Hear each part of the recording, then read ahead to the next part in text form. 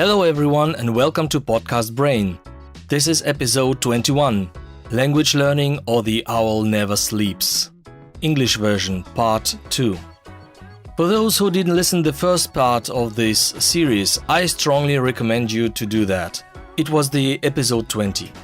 So last episode I told you a bit where I come from. Born in Uzbekistan into a Russian-speaking family, well, Russian on my mom's side, Volga German on my dad's, proper multilingual chaos from the start.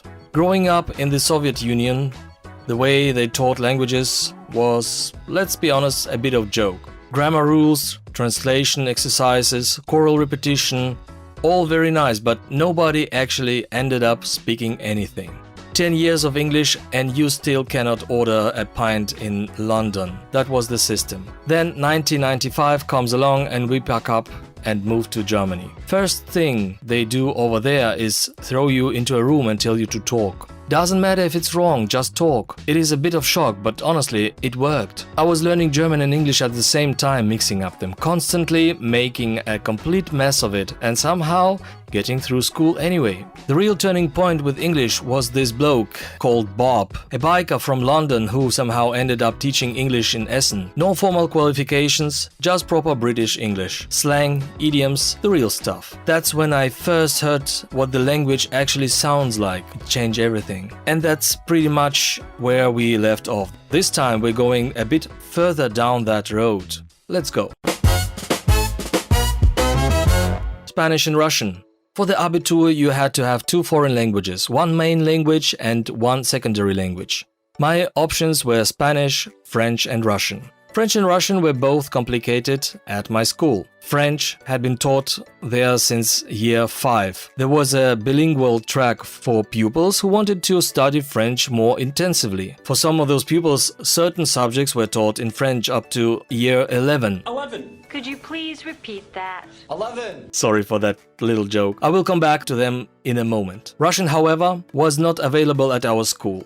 And getting into a gymnasium that offered Russian after Realschule was a big problem. At first, I was told that my school did offer Russian as a foreign language, but after I already submitted my application and been accepted into a gymnasium, I was told that starting with my new school year in year 11, Could you please repeat that? 11. Russian would no longer be taught. By then, I had no time left to apply to another school.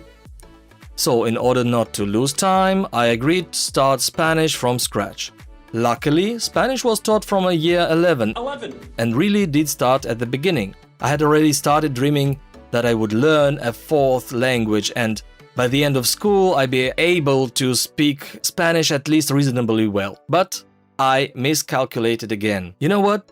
More than a half of our class consisted of people who had switched from the French track to Spanish. They already had a Roman language foundation through French. They did not have to learn as much as I did. They simply transferred many words and grammar structures from French into Spanish. And because the teacher did not want those pupils to get bored, he pushed the program forward at their pace. When I had to learn 20 words a week, the French group often only had to learn 5. I started falling behind. For me, this was a completely new language. I had barely begun to understand what was what while they were already forming the first sentences. When I started forming my first sentences, they were already reading books and having conversation with the teacher. My marks suffered. They moved ahead. After a half a year, I gave up. Fortunately, I did get the opportunity to take a Russian exam for the Abitur, and that is what I did. It turned out there was a girls' gymnasium in Essen. I do not know whether it still exists, where at certain point I could come and sit an Abitur exam in Russian and receive a grade proving that I had a 2nd foreign language. Of course, I only needed a tick in the box, but I got that tick. I came in, wrote a short essay, filled gaps in a prepared text with the right words,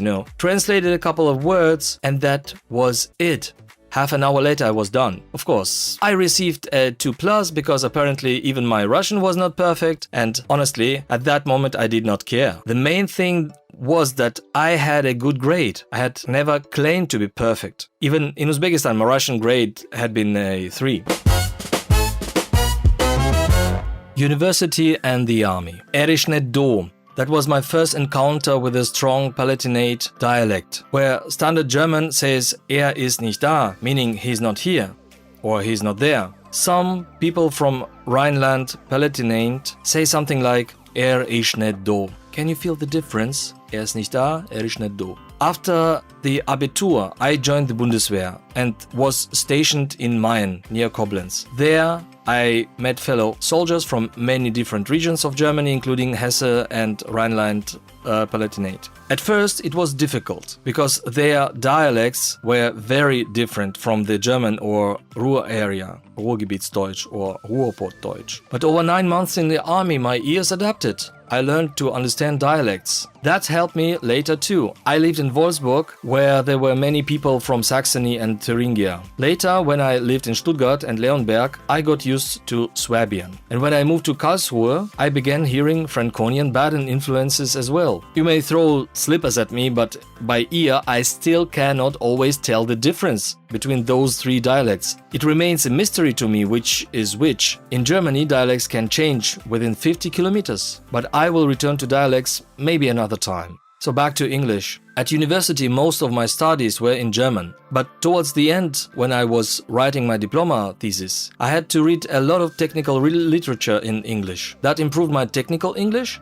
In my free time and sometimes watch some series and films in the original, if I could get hold on them. Work hard and find new inspiration.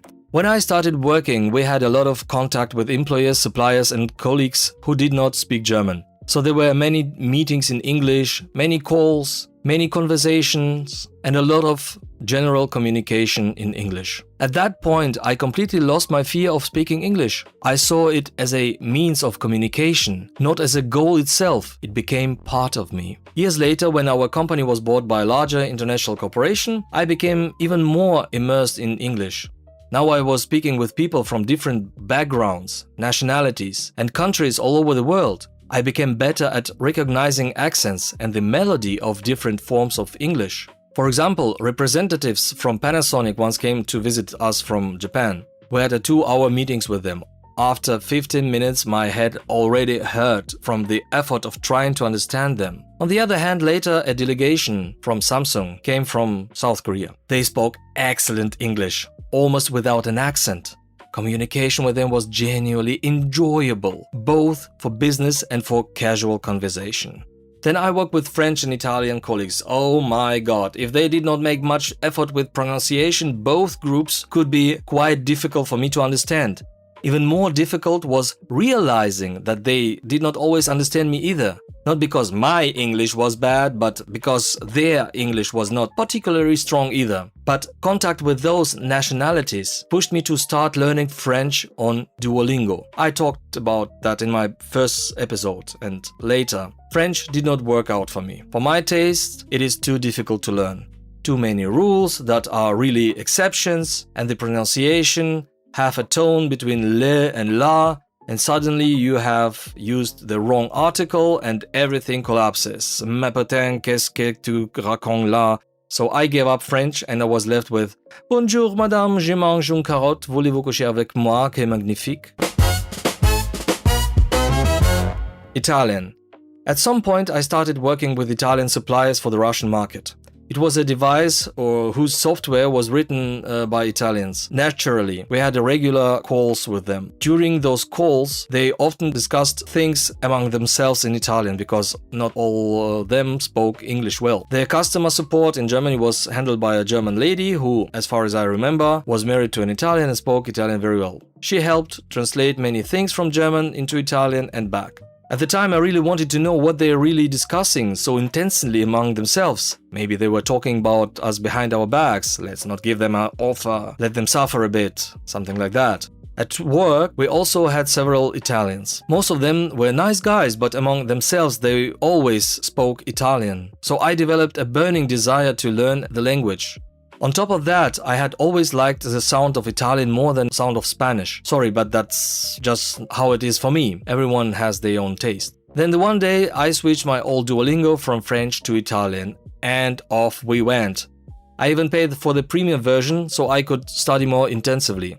I loved how easy the language felt at the beginning. Pronunciation came naturally to me. I quickly began to read, recognize patterns, and intuitively understand simple sentences. At some point, that was no longer enough. I signed up for an online Italian course at our adult education center. To my joy, the teacher was a young Italian woman who taught us a lot. But after the first course block, about 10 or 12 weekly lessons, so 2 hours each, she told us she would no longer be teaching that course. If we wanted to continue, we would have to find a new teacher. We were disappointed, of course. For me, personally, the times offered by the new teacher did not work, so I put the courses on hold. As it turned out later, for about 3 years. During that time, I barely looked at the textbooks. They stood on the shelf. Sometimes I listened to Italian podcasts, sometimes I watched videos in Italian, sometimes I tried to read books and web pages in Italian, but that was more or less where it ended.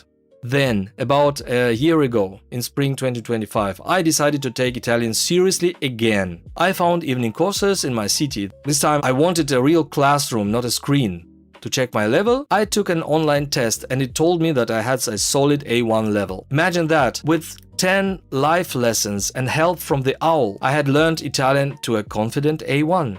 Of course, that is not exactly a divine level, but still. So I decided to test myself properly. Luckily, the placement test was free. I registered with some dottoressa with an Italian surname. A dottoressa is basically the female form of dottore, someone with a doctoral degree, more or less like a professor, let's say. I arrived there, sitting in front of me was a very serious mamma mia type of woman, the kind of person who looks at you, could feed you much spaghetti and pizza that you would start speaking Italian immediately and ask for seconds. In reality, she was a very kind person with a soft voice but a strict appearance. A lady of around 60. Not dark-haired of typically Mediterranean looking, but rather like an ordinary German woman. Fair hair, light eyes. If she had not opened her mouth, I would have thought she was German from Northern Europe or from the Northern Europe. First, she spoke to me in German and asked what level I thought I had.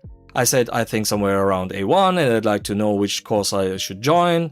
I didn't want to start again from zero, but also did not want to jump straight into a course that I was not ready for. Then she asked me, in Italian of course, what I did and wherever I could tell about myself. I started mumbling, but at the end she asked me a few more questions, gave me a sheet of paper, switched back to German and told me to do the written test, as much as I could. I sat there about half an hour, taking the exam. At the end, we both together went through our mistakes. It turned out that I understood much more than I could write or say myself. She told me that my spoken Italian was not good, has been too weak. So she have to put me in she cannot put me straight into A22 or B1. She said, I cannot put you into A22, but let's place myself at A2.1. So it is the beginning of A2. So for 10 lessons that summer, I went to a new teacher in person and honestly, it was great. But once again, near the end, that teacher told us she did not really want to drive across of Karlsruhe every Wednesday, sit in traffic and then spend 2 hours with us, wherever much she liked us as students. It was too much effort and did not make sense for her time-wise. We tried to find alternatives, but unfortunately none of them worked for me again. So once again I had to stop. But now I am not giving up. I still take our textbooks from time to time, try to learn something and look for chances to meet Italians so I can practice my Italian in real conversations. So now we go to the topic of online teachers. It's a very, very important part. So in the middle of all of this, I also try to practice English wherever I can. I continue watching series only in English, films in English and speaking to anyone I possibly can. A couple of years ago, I came across a woman on Threads who advertised herself as an English teacher. She invited me to her Telegram channel where people from all over the world could chat online in English for free. Naively, I assumed her level must be close to native, so I joined. And I wanted to run away almost immediately. Look, I do not really hear my own Slavic accent very clearly, but her accent as a teacher cut straight into my ears. Sorry for that if you hear that. Then on Threads I started seeing more and more of these English teachers. and it began to bother me. In recent years, especially in the Russian-speaking internet, a huge number of people have appeared who call themselves language trainers, coaches and tutors. They run Instagram pages, Telegram channels and YouTube channels. They have hundreds of thousands of followers. They promise things like speak English in 3 months, learn German without grammar, learn a language in your sleep. And you know what? They make a good money. The problem is not that they make money. The problem is that most of them have neither pedagogical or linguistic education. They simply know the language quite well because they lived abroad for a long time, worked in international company or watched a lot of series. That is great, but it does not make them teachers. You know what? Knowing a language well and teaching it well are two different professions, completely different skill sets. A professional teacher understands how language acquisition works. A professional teacher understands how language acquisition works. They understand why a particular student makes a particular mistake. They know how to give feedback in a way that it helps instead of discouraging. They know how to build a program around a person level and goals. A blogger without proper training usually teaches the way they learned themselves. That may work for some people, but it is not a methodology. It is personal experience wrapped in attractive content. What worries me the most is this. People pay money, sometimes a lot of money. 1 month, 2 months, 3 months pass and the result is zero. Or worse, the person has learned wrong patterns that are then very difficult to get rid of. And then the student is blamed. You didn't try hard enough, or you just don't have a talent for languages. Everyone has the ability to learn languages. Absolutely everyone. What people need is the right method and qualified person beside them. I'm not saying there are no talented self-taught teachers. Of course, there are exceptions, but exception is not a rule. So when you choose a teacher, ask simple question. Does this person have an education in pedagogy or linguistics? Not just a certificate from a 2-week online course, but a real academic training. So now we come to artificial intelligence. A couple of years ago, all these ChatGPTs and their relatives appeared. At first, I did not pay much attention to the text-based tools because the internet was full of AI images, filters and videos, you know. But at some point, I noticed that Duolingo has also offered its own AI version. Paid, of course. So I did not touch it. Instead, I created accounts with several different AI tools. Then one day I saw an advert for an AI tool specifically designed for language learning. I will not name it, but I tried the test version for Italian. And I like it a lot. Of course, I understand that it is not a real teacher, and it was a bit too enthusiastic for my taste. Everything was well done and great job. So I have mixed feeling about it. Let's start with apps. I have already talked about Duolingo. It is probably the most popular language learning app in the world. Millions of users, bright interface, gamification, points, streaks, badges. From the point of view of keeping people engaged, it is clever. But as a language learning tool, honestly, for a complete beginner, it is not bad. Duolingo gives you basic vocabulary, introduces grammatical structures, but it will not take you to the level of real communication. I personally think it never will because it lacks live interaction. You cannot make a mistake in a real conversation and receive an immediate human reaction. There is no real context. I have seen people, honestly, with a 2-year Duolingo streak who cannot say a simple sentence in a conversation. The streak exists. The language does not. I have no personal experience with Babbel, but the internet says it is a little more serious. It pays more attention to grammar and pronunciation, but still it is an app, not live teaching. Now, artificial intelligence is more interesting. Modern language models, ChatGPT, Claude, Gemini, whatever you name it, offer possibilities that simply did not exist before. At any time of day or night, you can write a foreign language and receive instant, competent feedback. You can ask for a rule to be explained, you can ask for a dialogue, you can ask for your mistakes to be corrected and explained. That is a very powerful tool. I use it myself. for writing practice. It works well. But there are limits, and I'm not talking right now about tokens. AI still does not replace live conversation. It does not hear your pronunciation in the same way a person does. It does not feel your pace, your pauses, your insecurity. It does not adapt a long-term program to your goals the way a good teacher does. There is another problem too. People begin chatting with AI in a foreign language and think that this is practice, just like I do sometimes. But AI is infinitely patient, always polite, and never looks at you in surprise when you say something odd. A real conversation is different. There is a pressure, there is pace, there is unpredictability, and it is exactly that pressure that turns you into a speaker. So I think apps and AI are excellent supporting tools. They lower your barrier to entry. They help you practice at any time. They make the learning process less frightening. But they do not replace systematic learning with a real qualified teacher and real language practice. Used correctly, they work. Treated as enough on their own, they do not. We're coming to the end. Today's episode became a bit longer than I expected. Sorry for that. Thank you for being with me today. If you found this episode interesting, share it with someone who is learning a language or someone who only thinks they are learning one. This was Podcast Brain, and I'm your host, Konstantin Müller. Until the next time, bye-bye.